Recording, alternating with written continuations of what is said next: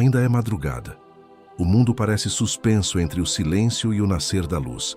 Há um instante secreto, quase invisível, em que o dia respira pela primeira vez. E é nesse instante que o coração pode escolher como irá despertar.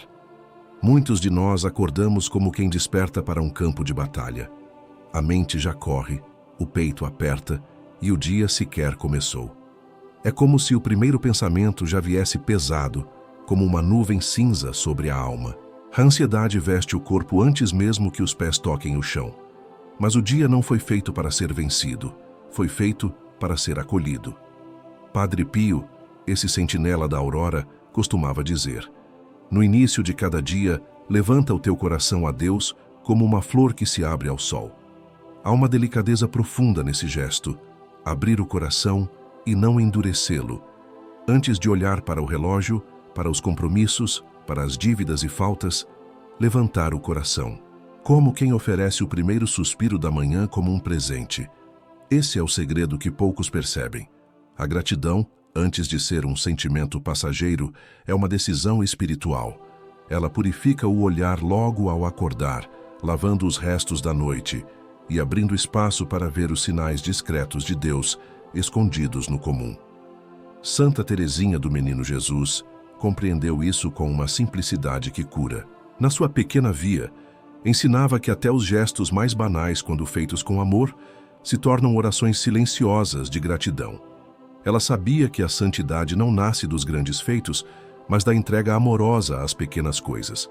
E é justamente essa entrega que desperta a gratidão como uma chama calma, constante, que aquece a alma ainda fria da manhã. A gratidão, nesse sentido, não depende do que virá. Ela nasce do que já é, mas há um detalhe essencial. Não é preciso esperar que o dia seja perfeito para começar com gratidão. Essa espera é um engano que adia a paz. Gratidão não exige que a vida esteja ordenada, ela floresce mesmo entre os cacos. Por isso, o primeiro gesto do dia pode ser consagrar a Deus não um dia ideal, mas o dia real que virá, com suas imperfeições e imprevistos. Essa entrega não é resignação, é confiança. É dizer com o coração ainda meio adormecido: Senhor, aqui está o dia que nem começou, e eu já te agradeço por ele. Porque a alma que começa o dia assim, começa leve. E tudo muda quando começamos leves. Há dias em que acordamos com uma sombra silenciosa sobre o peito e mal conseguimos nomeá-la. É um peso invisível que não grita, mas suga o brilho do dia antes que ele comece. O corpo desperta, mas a alma continua encolhida, como se temesse o que virá. É nesse espaço frágil que nasce a miopia espiritual. Quando o coração, ferido e cansado, só consegue enxergar ameaças e tarefas, esquecendo os dons que já o cercam. Tudo parece um dever, um obstáculo, uma luta constante, e nada mais parece um dom. Muitos fiéis, sem perceber, iniciam o dia tentando conquistar o amor de Deus com desempenho, como se precisassem provar que são dignos de serem amados. Acordam em guerra com a própria alma. Mas Padre Pio advertia: a tristeza é o ferrugem da alma. Quando a mente desperta já carregando autocrítica, medo e cobrança, a oração da manhã se torna pesada, árida, sem vida. E é assim que, pouco a pouco, a gratidão se apaga, não por maldade, mas por exaustão. A psicologia chama isso de viés de negatividade. O cérebro humano grava com muito mais força as experiências dolorosas do que as alegres. Por isso, se deixada ao acaso, a mente sempre se inclina para o que falta, para o que pode dar errado. A gratidão, então, não é um reflexo natural. Ela precisa ser escolhida, praticada, cultivada como uma disciplina espiritual. Não se trata de negar a dor, mas de impedir que ela seja o único filtro do olhar. É justamente por isso que a oração da manhã é o momento mais vulnerável da alma. O primeiro pensamento que acolhemos ao despertar pode selar o tom espiritual do dia inteiro. Se esse pensamento nasce do medo, todo o dia será colorido por essa sombra. Mas se nasce da memória do amor, ele pode transformar até o fardo mais pesado em oferta. É nesse instante delicado, quase imperceptível, que a gratidão pode ressurgir, não como um esforço forçado, mas como um retorno ao que é essencial: Saber que já somos amados antes de fazer qualquer coisa. Poucos percebem, mas a gratidão não é apenas um gesto educado ou um lampejo de emoção passageira. Na tradição cristã, ela é uma virtude silenciosa e profunda, enraizada na humildade. Ser grato é reconhecer que tudo o que existe em nossa vida, inclusive o que não entendemos, é dom e não conquista pessoal. Quando o coração abraça essa verdade, algo muda por dentro. A alma deixa de viver em estado de defesa e passa a repousar em confiança. Padre Pio via a gratidão como uma espécie de armadura espiritual. Para ele, ela protegia a alma contra as setas invisíveis do desânimo, da inveja e da comparação. Quando alguém guarda no coração a lembrança viva de tudo o que já recebeu, fica muito mais difícil que o veneno da ingratidão encontre espaço. É como se cada memória de graça fosse uma placa de luz revestindo o peito. E onde a luz se instala, as sombras não encontram abrigo.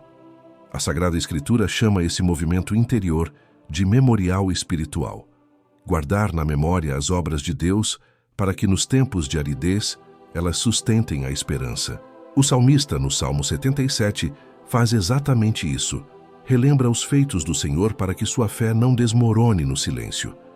Santo Agostinho também sabia desse segredo e dizia: a memória da graça passada é a esperança da graça futura. A gratidão matinal é isso: reacender a memória da fidelidade de Deus para que o presente seja vivido com coragem. Quando agradecemos até pelas cruzes do passado, algo profundo acontece. As dores deixam de ser apenas cicatrizes e passam a ser testemunhas de que sobrevivemos, de que Deus esteve lá.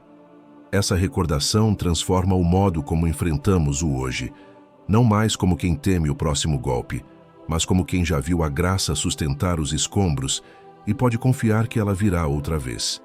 E assim, pouco a pouco, a gratidão se torna um escudo, não porque afasta as tempestades, mas porque nos mantém firmes dentro delas. Existe um tipo de medo que não grita, mas que corrói lentamente. O medo do que ainda não aconteceu. Ele se infiltra no coração nas primeiras horas da manhã, quando a mente começa a prever cada detalhe do dia, tentando controlar cada possibilidade para evitar a dor. É uma tentativa silenciosa de proteger-se do desconhecido, mas que rouba a paz antes mesmo que o dia comece. A alma, nesse estado, não desperta, ela se arma. A espiritualidade cristã caminha na direção oposta. Em vez de prever o dia, convida a entregá-lo. A verdadeira confiança não nasce do controle, mas da entrega. Muitos só conseguem agradecer quando tudo parece seguro, como se a gratidão dependesse de garantias. Mas a gratidão autêntica nasce justamente quando não há garantias, quando o coração decide agradecer antes de saber como será o dia. Essa é a virada silenciosa que cura o medo do amanhã. Padre Pio compreendia isso profundamente. Ele dizia: reze, espere e não se preocupe. Não como um convite à passividade, mas como uma entrega ativa. Plantar hoje com fidelidade e confiar o fruto a Deus. A gratidão, nesse contexto, não nega a incerteza do futuro, mas a abraça com confiança.